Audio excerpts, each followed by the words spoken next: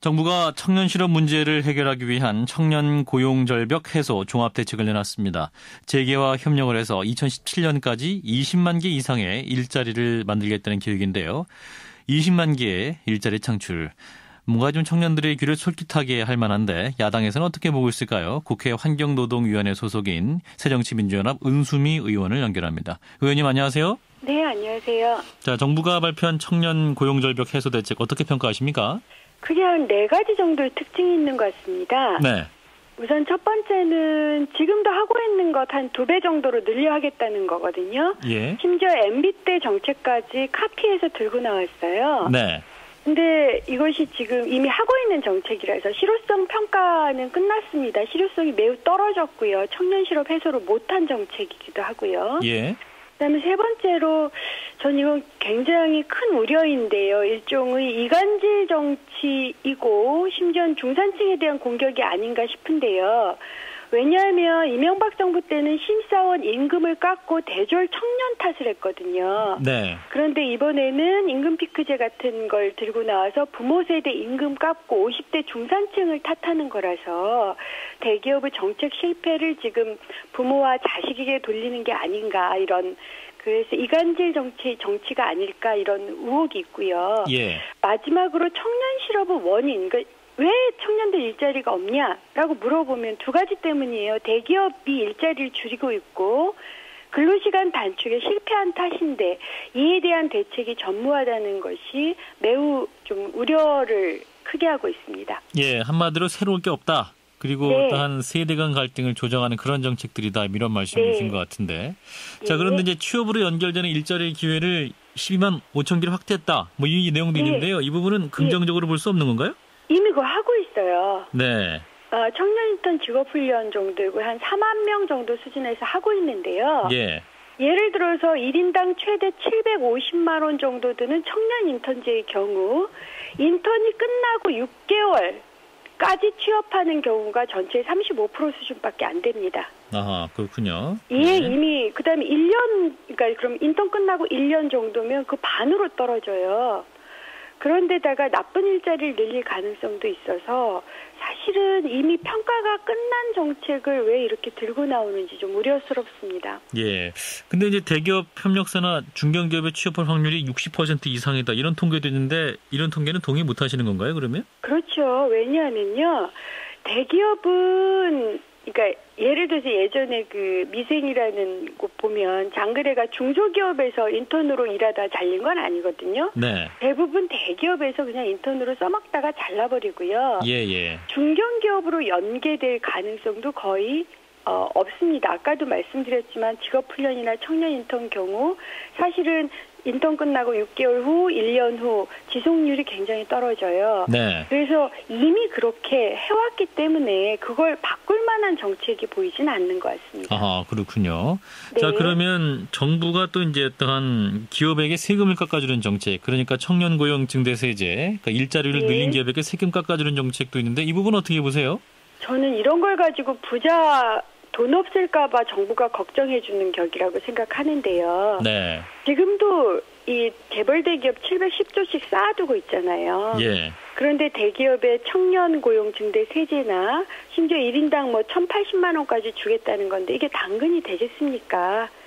저는 지금 돈이 없어서 혹은 세제 혜택을 못 받아서 대기업이 청년들을 취업 안 시키는 그러니까 이 청년들 취업을 별로 하지 않는 것 이건 아니라고 보고 있거든요. 예. 그것보다는 오히려 대기업은 그냥 돈을 쌓아두고 그러면서도 오직 일자리를 줄이고 있는 건데요. 그 이유는 오직 수익만을 위해서 마치 고무줄처럼 사람을 사용하겠다. 늘릴 때 늘리고 줄일 때는 마음대로 팍 줄이는 형태로 그렇게 하겠다라는 대기업의 경영 정책이 가장 큰 문제라고 봅니다. 네. 자, 그럼 또 이제 청년의 연령 기준을 15세에서 34세로 그러니까 29세였는데 34세에 올린 대책도 있지 않습니까? 네. 자, 이 부분 어떻게 보세요? 긍정적인 부분으로 볼 수 있는 건 없을까요? 눈 가리고 아웅이죠. 지금 청년 실업이 심각한 게 20대 중후반입니다. 네네. 그런데 이걸 34세까지로 늘려버리면 통계적으로는 청년 실업이 나아지는 것처럼 보일 수 있거든요. 아하, 예. 그렇죠. 그러니까 그러니까 30에서 34세까지 어려운 사람들, 취업이 또 어려운 사람들이 일부 있잖아요. 네. 그런 사람들까지 지원해주는 정책은 지금도 있어요.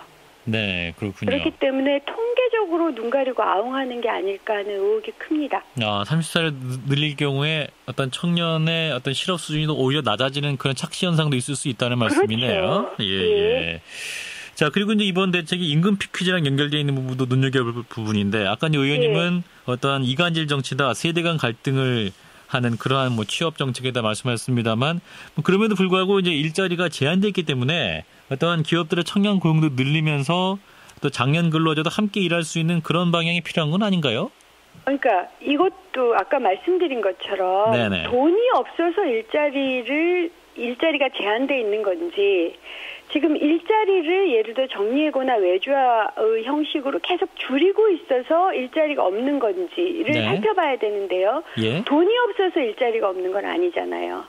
그런데 왜 그 연봉 6천에서 한 8천 받는 사람들 1,000에서 2천만 원 정도씩 깎겠다는 거거든요. 예. 그래서 돈이 생겨도 외주화나 정리해고나 심지어는 쉬운 해고를 하겠다는 정책까지가 포함되어 있기 때문에 예. 그러면 일자리를 그러니까 돈만 깎고 일자리는 더 제한되는 이러한 나쁜 효과가 나타날 수도 있죠. 예. 그러니까 전반적으로 사회에 좋은 일자리 자체가 좀 사라지는 효과를 만들고 있다. 그렇죠. 좋지 않은 방향으로 하고 있다. 이런 질문이신 것 같은데. 그러니까 간신히 6천에서 8천 정도 받는 분들은 이제 부모 세대가 돼서 간신히 중산층이 되는 건데 네. 이런 분들을 공격하는 효과까지 나타나는 거죠. 예. 근데 실질적으로 이제 우리 기업 현장에서는 정년까지 하시는 분들이 좀 드물잖아요. 한 50대 중반에서 7%. 예, 그렇죠. 이제 그렇기 때문에 쉽게 이제 직장 나가거나 해고되기보다는 좀 오래 일하는 게 더 좋은 게 아니냐. 따라서 임금 피크제가 긍정적인 부분도 있다. 이렇게 보는 분도 있는데요. 아니요. 전체적으로 보면 첫 입사해가지고 정년까지 가는 비중이 한 7%밖에 안 되는데 쉬운 해고를 중간에 더 넣어버리면 이거 1%로 낮아질 수도 있거든요. 예. 굉장히 위험스럽습니다. 그러니까 의원님 말씀은 청년 고용을 빌미로 어떤 장년층의 고용 상태까지 불안하게 만들고 있다. 이런 지적을 하고 계신 게 있을 것 같은데. 예. 자, 그럼 의원님 어떻게 하면 됩니까? 이 청년층의 고용 대책 핵심적으로 뭐가 포함돼야 될까요? 대기업 정책이 포함돼야 됩니다. 그래서 예전에도 박근혜 정부 처음 취임 때는 이런 정책을 검토를 했어요. 청년 고용 할당제를 아예 민간 대기업까지 강제하자. 네. 그래서 함부로 외주하고 정리해고하고 명예퇴직하고 희망퇴직시키고 이런 거 없애고 그냥 강제적으로 할당을 하자라는 얘기가 있었거든요. 예. 그런 청년 고용 할당제를 보다 적극적으로 도입하는 거 하나고요. 네.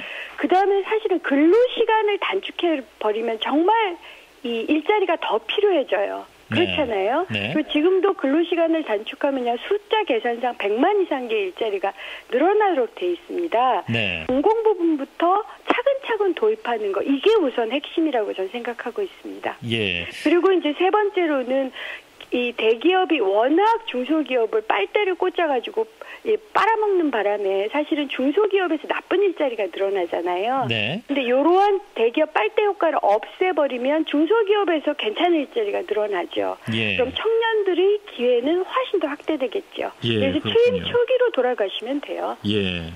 자, 이제 정부 여당은 이제 올해 4대 개혁 추진 과제 가운데 노동개혁을 지금 1순위로 꼽고 있지 않습니까? 네네. 지금 이제 여당이 이인재 최고위원을 위원장으로 임명하는 노동개혁 네. 특위도 구성을 했는데, 네. 자, 이 부분은 어떻게 보고 계십니까? 전체 국민적으로 보면 지금까지 한 3년간 수없이 청년대책, 노사정위원회 이런 걸 해왔음에도 불구하고 안 됐잖아요. 그렇죠. 그것은 정부의 현실 판단이 잘못된 것일 수 있기 때문에 예. 아예 그런 걸 가지고 좀 국민 대토론이라도 좀 해보면서 정말 무엇이 청년의 일자리를 줄이는 이유가 뭔지를 정확하게 논의를 하고 네네. 그것에 대해서 대토론회하고 사회적 합의 같은 걸 좀 해보는 게 어떨까. 기존의 방법을 그대로 고수하시지 말고 굉장히 고집스럽게 고수하고 계시거든요. 예. 대책은 가능해요. 정부가 의지가 있으면 됩니다. 네, 그렇군요.